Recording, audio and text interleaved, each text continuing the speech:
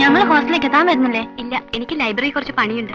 മനസ്സിലായി മേസി, മനസ്സിലായി. Special class ഉള്ള ദിവസം സൗകര്യമാണല്ലോ. വരാമെന്ന് പറഞ്ഞിട്ടുണ്ടാവും. തനിക്കൊക്കെ ഈ ഒരു വിചാരേ ഉള്ളൂ.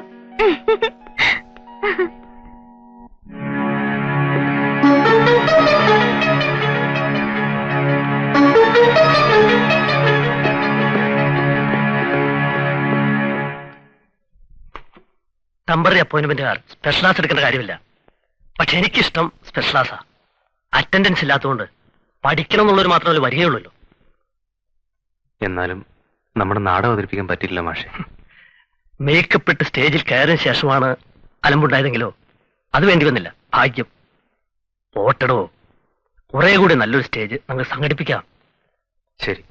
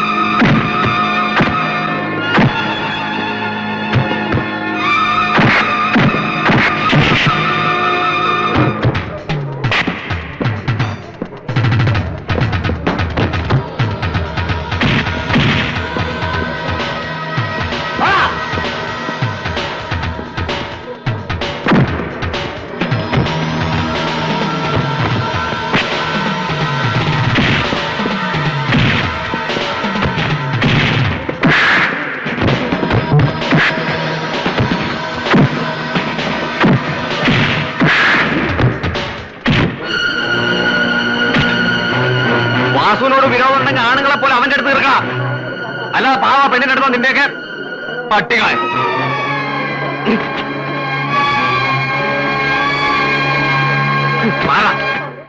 അല്പം രാഷ്ട്രീയം നിന്റെ തലയിൽ കയറിയിട്ടുണ്ടെന്നേ ഞാൻ കരുതിയുള്ളൂ. അതല്ല, റൗഡിത്തരമാണ് നിങ്ങളൊക്കെ അവിടെ ചെയ്യുന്നതെന്ന് ഇപ്പോഴേ അറിഞ്ഞുള്ളൂ. ഒരു എതിർ ഗ്രൂപ്പായിട്ട് നിൽക്കുമ്പോ അങ്ങനെ ചിലതൊക്കെ വേണ്ടിവരും. ഊടാ ഒടുക്കെ എവിടെ ചെന്ന് എത്തുമെന്നും അറിയാം. കൊലക്കയർ അല്ലെങ്കിൽ ജീവപര്യന്തം രണ്ടും തെറ്റിയാൽ മോർച്ചറിയിൽ ഒരു അനാഥ ശവം അയക്കോ. പക്ഷെ എന്റെ തണലിൽ ജീവിച്ചുകൊണ്ട് വേണ്ട. പൊയ്ക്കോ, എവിടേക്കാന്ന് വെച്ചാൽ തന്നിഷ്ടം പോലെ. പഠിക്കൂ, ചാവുകോ, കൊല്ലുകോ, എന്താ ചെയ്യേ. നിന്നെ ഒന്നിനെ ഭാർഗവി പെറ്റില്ലെന്ന് ഞാൻ കൂട്ടിക്കൊള്ളാം. നോക്കു വാസു, നീ ഇവിടെ നിന്നാ ശരിയാവില്ല. ആ എന്ധ്യാനിപ്പെണ്ണിന്റെ മോൻ ഉണ്ണികൃഷ്ണൻ ഉണ്ടല്ലോ, അവന്റെ കൂട്ടുകെട്ട് നിന്നെ നശിപ്പിക്കും. നിനക്ക് പഠിത്തം തുടരണമെന്നുണ്ടെങ്കിൽ പ്രിൻസിപ്പൽ നിന്നെ ഡിസ്മിസ് ചെയ്യുന്നതിന് മുമ്പ് നീ ടി സി വാങ്ങിക്കും. ടി സി വാങ്ങി? ഇവിടെ പറ്റില്ല. ഉണ്ണികൃഷ്ണന്റെ വീട്ടിൽ താമസിച്ചിട്ട് മതി ഈ പഠിത്തം. അവിടത്തെ കോളേജിൽ പഠിക്കാൻ ഇവർ ഏർപ്പാട് ചെയ്യും. നിൽക്കൂ, നിന്റെ തീരുമാനം ഞങ്ങൾക്കറിയണം. വെറുതെ ഞാൻ ചെന്ന് അവിടുത്തെ പ്രിൻസിപ്പലിന്റെ കാല് പിടിച്ചിട്ട് അവസാനം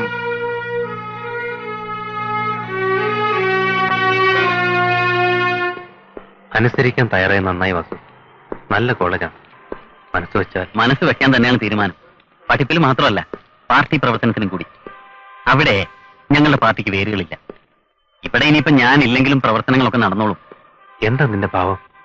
എടാ, ചെറിയച്ഛൻ കസ്റ്റംസ് ഓഫീസറാ. അങ്ങേരുടെ ക്വാർട്ടേഴ്സിൽ താമസിച്ചുകൊണ്ടുള്ള പ്രവർത്തനങ്ങളാവുമ്പോ പോലീസ് അടക്കം സംശയിക്കില്ല. വാസു, മേഴ്സിയോട് വിവരങ്ങളൊന്നും പറയാൻ പറ്റിയില്ല. നീ അവളെ ഒന്ന് പറഞ്ഞ് സമാധാനിപ്പിച്ചേക്കണം. ഞാൻ അവിടെ ചെന്നിട്ട് അവൾക്ക് എഴുതാം.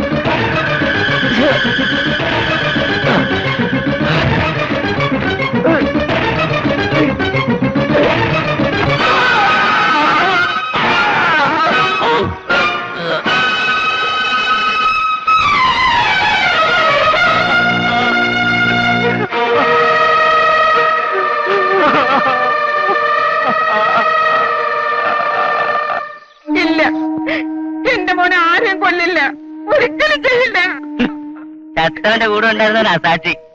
തെറ്റാവണം എങ്ങനെയാ? എന്റെ മോനെ ചതിപ്പെടുത്തിയതാവും. കൊലക്കേസാ.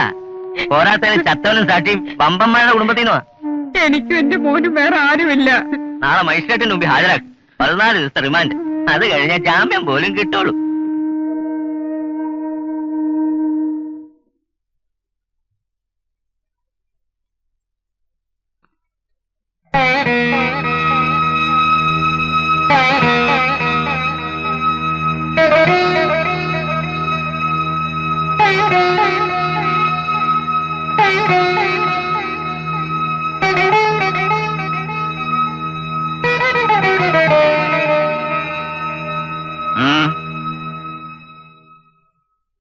എന്റെ മോനെ ജാമ്യത്തിലിറക്കാൻ ഏട്ടൻ സഹായിക്കണം. ഏത് ബന്ധത്തിന്റെ പേരില്? നിന്റെ ഏട്ടൻ എന്ന സ്ഥാനത്ത് നിന്നോ അതോ അവന്റെ അമ്മാവന്റെ സ്ഥാനത്ത് നിന്നോ? ഏട്ടാ, എന്റെ മോനെ രക്ഷിക്കണം. രക്ഷിക്കാൻ ഞാൻ ദൈവമല്ല. എനിക്ക് വേറെ ഇടമില്ല, ഒരാളില്ല. ഇല്ലാണ്ടാക്കിയത് ഞാനല്ല, വേണ്ടെന്ന് വെച്ചത് നീയാണ്. ചില പടികൾ ഒരിക്കലിറങ്ങിയാൽ തിരിച്ചു കയറാൻ പറ്റില്ല, എന്നേക്കുമായി അടയും. ഓർക്കണമായിരുന്നു നീ. ദണ്ണമില്ലാഞ്ഞിട്ടല്ല എനിക്ക്. നീ ചെയ്ത തെറ്റിന് ഒരു ശിക്ഷ നിനക്ക് കിട്ടി. അന്ന് ഞാൻ വേദനിച്ചു.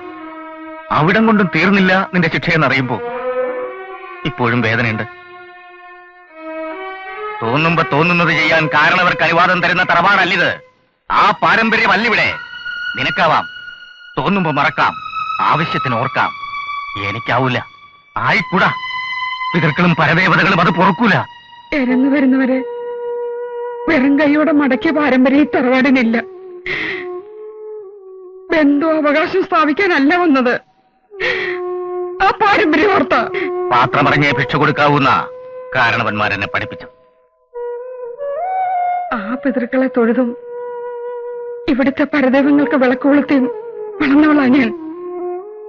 സ്വന്തം സന്തതി വയ്യാന്ന് പറഞ്ഞപ്പോ എന്റെ വയറ്റിൽ കുറുത്ത തരിയേ ഉണ്ടായിരുന്നുള്ളൂ തെയ്യങ്ങൾക്ക് വിളക്ക് കൊളുത്ത്. 4 ആള് കേക്ക മരുമോനെന്ന് പറഞ്ഞു എന്ന് കണ്ണീരോട് അവൻ എന്റെ മുമ്പിൽ വന്ന് പറഞ്ഞു. ആ ഓർമ്മ വന്നു പോയതായിട്ടാ. വേണ്ട, നിവർത്തിയില്ലാണ്ട് ആത്മരക്ഷയ്ക്ക് വേണ്ടി പറ്റിയ കയ്യബദ്ധമാണ് അവന്. ദൈവങ്ങൾക്കതറിയാം. അവരുടെ മുന്നിൽ തലമുറകളായിട്ട് ഇവിടെ കൊളുത്തി വിളക്കിന് നേരുണ്ടെങ്കിൽ എന്റെ കണ്ണീര് അവർ കാണും. അവർക്ക് ശക്തി ഉണ്ടെങ്കിൽ ആരുടെയും തുണയില്ലാണ്ട് എന്റെ മോൻ രക്ഷപ്പെടും. ഇല്ലെങ്കിൽ ദൈവങ്ങളൊക്കെ ചത്ത് കെട്ടുപോയെന്ന് ഞാൻ ഉറപ്പിക്കും. ആ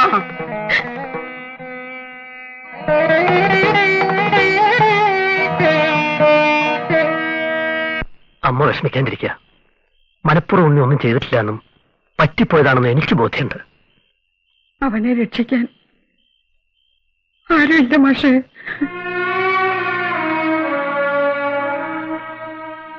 എനിക്കുണ്ടൊരമ്മ. എന്നാലാവുന്നത് മുഴുവൻ അമ്മയുടെ മകന് വേണ്ടി ഞാൻ ചെയ്യും. പണത്തിന്റെ അപ്പുറത്ത് ഇത്തരം കേസുകൾ പറഞ്ഞാൽ മനസ്സിലാകുന്ന ഒരു സഖാവുണ്ട്, മനുഷ്യത്വമുള്ളൊരു വക്കീൽ. എന്നാലാവുന്നതൊക്കെ ചെയ്യാമെന്ന് പറഞ്ഞ് ആ മാഷ് പോയപ്പോഴേ മനസ്സ് പാതി തണുത്തതാ. എന്നാലും ഇത്ര പെട്ടെന്ന് നിന്നെ പിടിക്കുമെന്ന് കരുതിയില്ലുണ്ണിയെ. 100 പുണ്യം കിട്ടും അദ്ദേഹത്തിന്. തള്ളയുടെയും മോന്റെയും ഭാവം കണ്ടാ തോന്നും വെറുതെ വിട്ടൂന്ന്.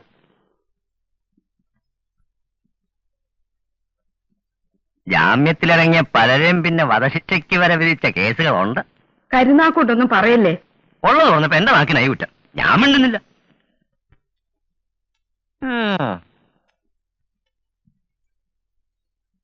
അവര് ഉണ്ണേട്ടനെ ഉപദ്രവിക്കുക വല്ലതും ചെയ്തോ? ഇവിടെ ഒരാള് ആദ്യമൂത്തിരി കിടപ്പിലായി. ഓപ്പോള് ഉണ്ണേട്ടനെ കണ്ടാൽ തന്നെ അസുഖം പാതി മാറും.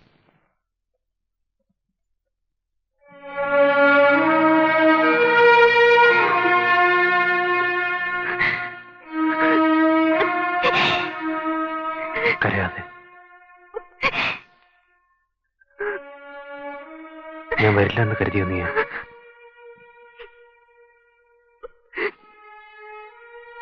വരാണ്ടിരിക്കാൻ പറ്റുമോ എനിക്ക്? ഈ കൈ കൊണ്ടാ കുത്തിയത്. എന്താണ് ചെയ്യണം നിശ്ചയം പോലും ഇല്ലാണ്ട്. രക്ഷപ്പെടാൻ എന്തെങ്കിലും ഒന്ന് ചെയ്തില്ലായിരുന്നെങ്കിൽ ആ കത്തി എന്റെ നെഞ്ചിലേക്ക് കയറിയേനെ. എനിക്കറിയാം, അറിഞ്ഞുകൊണ്ട് ഉണ്ണിയേട്ടൻ ഒരു തെറ്റും ചെയ്യില്ല. എനിക്ക് വിശ്വാസം.